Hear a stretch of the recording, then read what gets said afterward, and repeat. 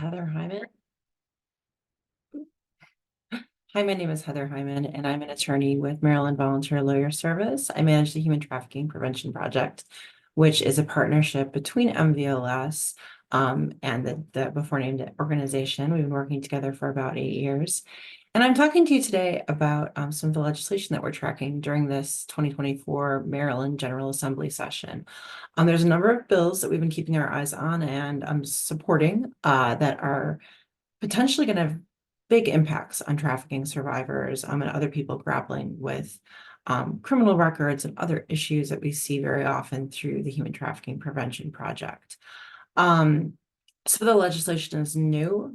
There is a bill that's being supported. It's one of the priorities of the Maryland Human Trafficking Task Force, SB 550, HB 508, which clarifies the law around labor trafficking of minors here in Maryland and would also ensure that Maryland's regional navigator program the regional navigators would be able to assist minors who have been labor trafficked. So it's an important change to the law and a clarification about the roles of some of these great advocates that are working in the field here in the state.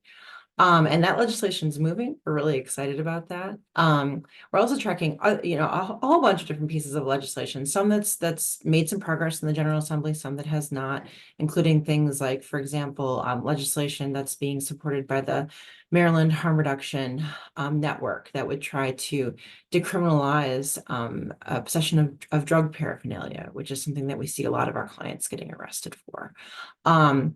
Another bill we've also been tracking, there's actually a bunch of bills we've been tracking that are related to expungement, and MVLS, both my program and other programs, in particular our workforce development program, have been very active in trying to support some really important pieces of legislation.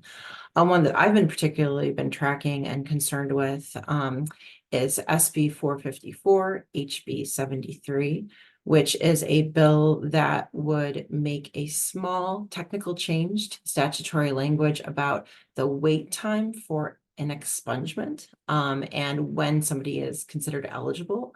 It would clarify that somebody is eligible for expungement upon completion of a sentence as opposed to satisfaction of a sentence.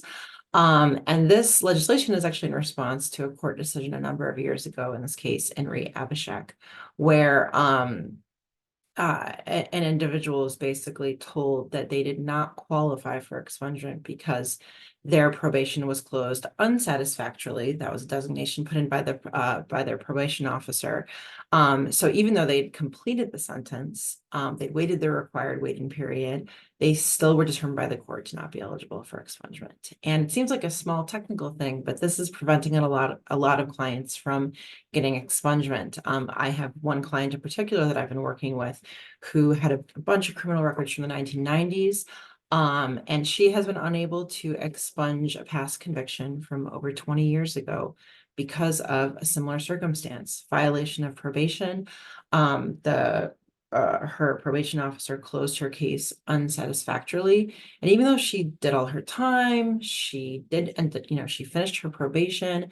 It's 20 years, over 20 years in the past, she has not been able to get this case expunged. And this is preventing her from doing things like getting into senior housing, which she really needs.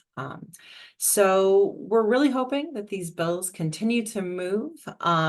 It's always a roller coaster ride with the General Assembly session. Today is actually crossover, which means that a bill needs to have passed at least one chamber to be able to continue on the legislative process in the hope of becoming law. So we have fingers crossed for a lot of different things.